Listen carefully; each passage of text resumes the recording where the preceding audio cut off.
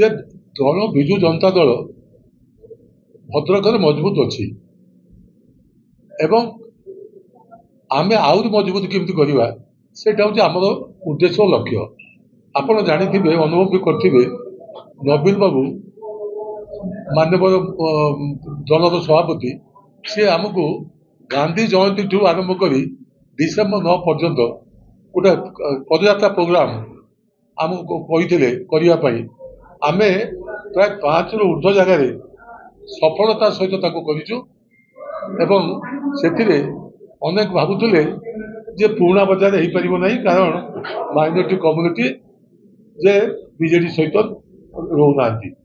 କିନ୍ତୁ ସେଠି ଏଭଳି ସଫଳତା ହେଲା ଯେ ପୂର୍ବରୁ ମଧ୍ୟ କେବେ ଏତେ ସଂଖ୍ୟକ ମହିଳା ମାଇନରିଟି କେବେ ଯୋଗ ଦେଇ ନଥିଲେ। ସଭା ମଧ୍ୟ ସଫଳ ହେଲା। ଯେତେବେଳେ ନବୀନ ବାବୁ ଯେଉଁ ଡାକରା ଦେଇଛନ୍ତି, ଭଦ୍ରକ ବିଜୁ ଜନତା ଦଳ ସବୁବେଳେ ସେ ସୌମ୍ୟଶ୍ରୀ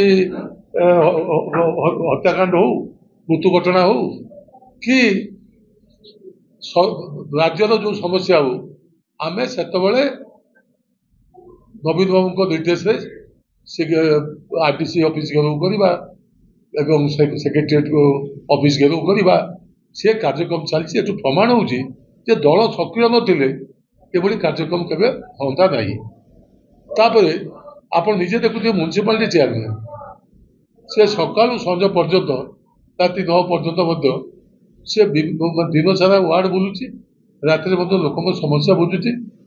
ମୋ ଜାଣିବାରେ ତା ବିରୁଦ୍ଧରେ କୌଣସି ଅଭିଯୋଗ କିଛି ଥିଲା ବୋଲି ଜଣାପଡ଼ୁନାହିଁ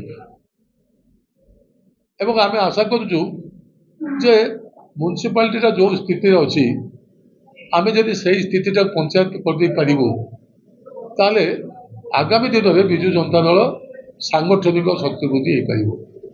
ଆମର ଆଜିକା ଯୋଉ ଡକା ହେଇଥିଲା ମିଟିଂ, ଆଜିକା ମିଟିଂର କେତେ ପଞ୍ଚାୟତ ଯୋଗ ଦେଇଥିଲେ ଏବଂ କ'ଣ କ'ଣ ହେଲା ଆପଣ ଶୁଣନ୍ତୁ। ଆମେ ତ ଡାକିଲା ବେଳେ ସମସ୍ତଙ୍କୁ ଡାକୁଛୁ ଏବଂ ଆପଣ ଜାଣିଥିବେ ମଧ୍ୟ ଆଜି ଆମ ପାଇଁ ଗୋଟେ ଅଖାଡ଼ୁଆ ଦିନ ହେଇଗଲା।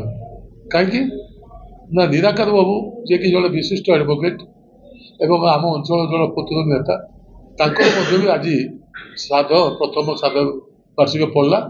ଆମର ମିଟିଂ ଯେଉଁ ସମୟ ରହୁଛି ତାଙ୍କର ମଧ୍ୟ କାର୍ଯ୍ୟକ୍ରମ ସେହି ସମୟ ରହିଲା ଏବଂ ସେଥିରେ ମଧ୍ୟ ମୁଁ ମଧ୍ୟ ଜଣେ ସଭାପତି ମଧ୍ୟ ଥିଲି। ତେଣୁ କିଛି ଲୋକ ସେଠିକି ମଧ୍ୟ ଚାଲିଗଲେ।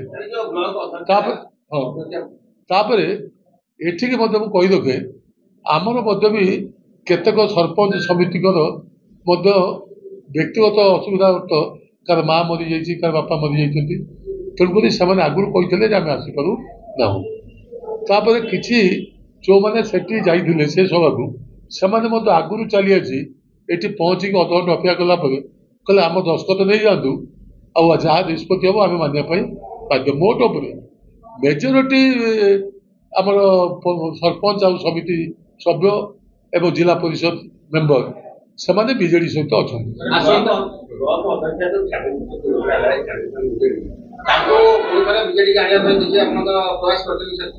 ଆପଣ ଶୁଣନ୍ତୁ, ଆପଣ ଯେଉଁ କହିଲେ ସିଏ ଯିବା, ଆମେ ନ ଯାଆନ୍ତୁ, ଆମେ ସବୁବେଳେ ଉଦ୍ୟମ କରିଛୁ, କିନ୍ତୁ ସିଏ ଯେତେବେଳେ ନିଷ୍ପତ୍ତି କରିକି ଇସ୍ତଫା ଦେଇ ସାରିଲେଣି ସେତେବେଳେ ଆଉ ଆମେ ତାଙ୍କ ସହିତ ଆଲୋଚନା କରିବା ଅର୍ଥ ଏଇଟା ବୃଥା। ଯିଏ କହୁଛନ୍ତି ଯାଇକି ତାଙ୍କ ସହିତ ଆଲୋଚନା କର, ମୁଁ ସେଥିରେ ସହମତ ନୁହେଁ। ସେ ଯଦି ଇସ୍ତଫା ନ ଦେଇଥାନ୍ତେ ତାହେଲେ ମୁଁ ତାଙ୍କ ଘର କାହିଁକି, ସେ ଯୋଉଠି କହିଥାନ୍ତେ ମୁଁ ମଧ୍ୟ ଯାଇକି ତାଙ୍କ ପାଖକୁ ଯାଇଥାନ୍ତି।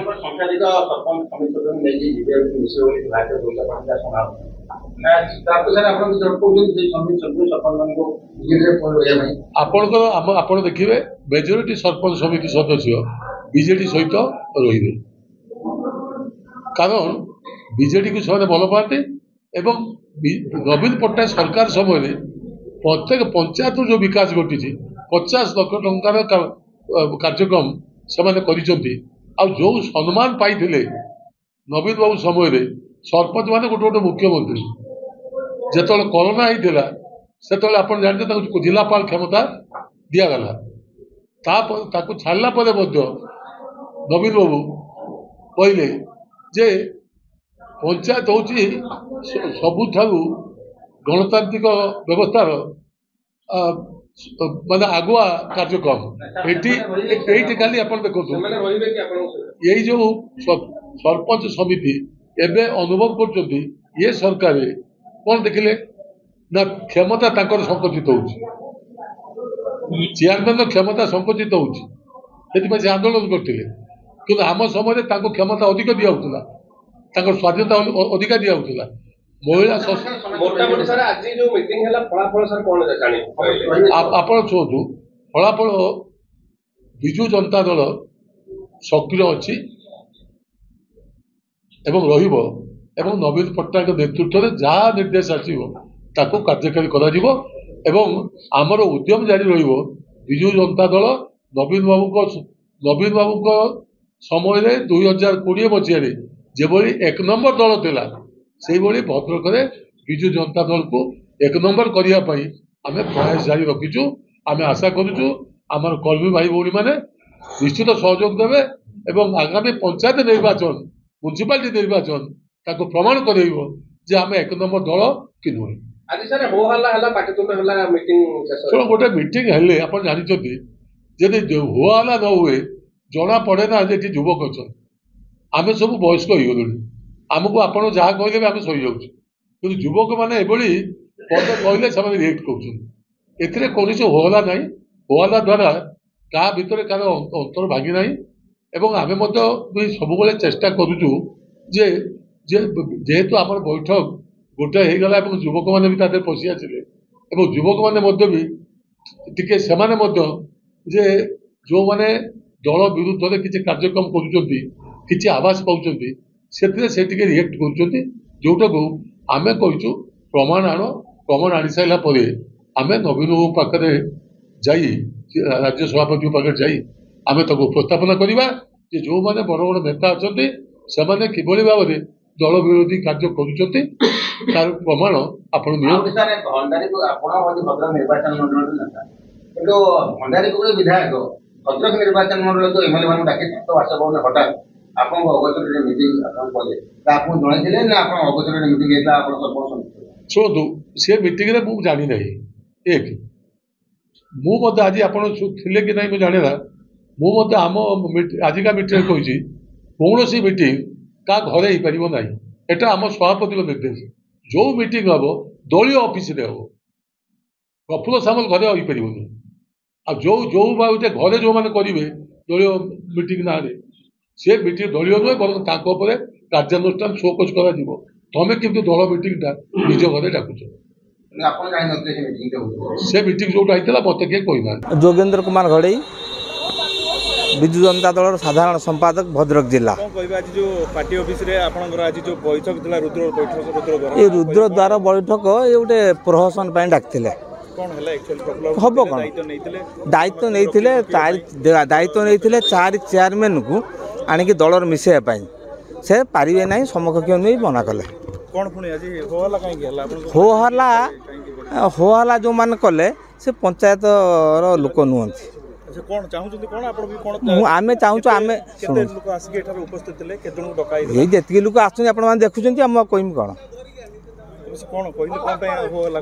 ହୋ ହଲ୍ଲା ମାନେ ଆମେ କହୁଥିଲୁ ସଭାପତି ଆମକୁ ଡାକିଲ କାହିଁକି, ପାଟିତୁଣ୍ଡ ହୋ ହଲ୍ଲା ହେଲା କାହିଁକି? ଏଇ କଥା ସଭାପତିଙ୍କୁ ଆମେ ପଚାରୁଥିଲୁ, ପ୍ରଫୁଲ୍ଲ ନାୟକକୁ, ପ୍ରଫୁଲ୍ଲ ସାମନ୍ତଙ୍କୁ ଆମେ ପଚାରୁଥିଲୁ। ନା ଆମେ ତ ଦଳରେ ରହିଛୁ। ମୋ ଦଳରେ ନ ରହିଥିଲେ ମୋ ସ୍ତ୍ରୀକି ଅଣ୍ଡେଇପଲ୍ଲୀ ଟ୍ରାନ୍ସଫର କଲେ 36 କିଲୋମିଟର, ମୁଁ ତ ଦଳ ଛାଡ଼ି ଦେଇ ତାଙ୍କ ସାଙ୍ଗରେ ମିଶାଇଥାନ୍ତି। ନହେଲେ ମୁଁ ହାଇକୋର୍ଟର ଦ୍ୱାରସ୍ଥ ହେଲି। ତା ଆମର ଯାହା ଥିଲା କଣ୍ଟିନ୍ୟୁ ରହିଲା। ଯେଉଁ ସ୍କୁଲର ହାଇକୋର୍ଟ ନିର୍ଦ୍ଦେଶ ଦେଲା ଯେଉଁ ସ୍କୁଲରେ ରହିବେ ସେ ସ୍କୁଲରେ ରହିବେ। ତେଣୁ ଆମେ ଦଳରେ ରହିମୁ। ଭବିଷ୍ୟତ କ'ଣ ହେବ କହିହେବନି। ଆମେ ହୁଏତ ରାଜନୀତି ଛାଡ଼ି ଦେଇପାରୁ, ଆଉ ଦଳ ଛାଡ଼ିକି ଆମେ ଯିବା ଭଳିଆ ଅବସ୍ଥାରେ ନାହୁଁ।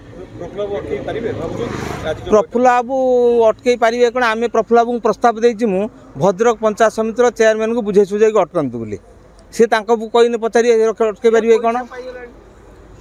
ସେ ତାଙ୍କ ପ୍ରଫୁଲ୍ଲ ବାବୁଙ୍କୁ କହିନେ ପ୍ରଫୁଲ୍ଲ ବାବୁ ଅଟକେଇ ପାରିବେ କ'ଣ? ସେ କହିବେ, ମୁଁ କେମିତି କହିବି? ଏଠି ତ ଆପଣ ଦେଖୁଛନ୍ତି 10-15ଟା ପଞ୍ଚାୟତରୁ ଉପସ୍ଥିତ ଥିଲେ, ଆଉ ମୁଁ କହିପାରିବିନି। जदि आपंक आम भिडी भल लगा तेब आम चैनल को लाइक, शेयर और सब्सक्राइब करने को जमा भी भूलु नहीं।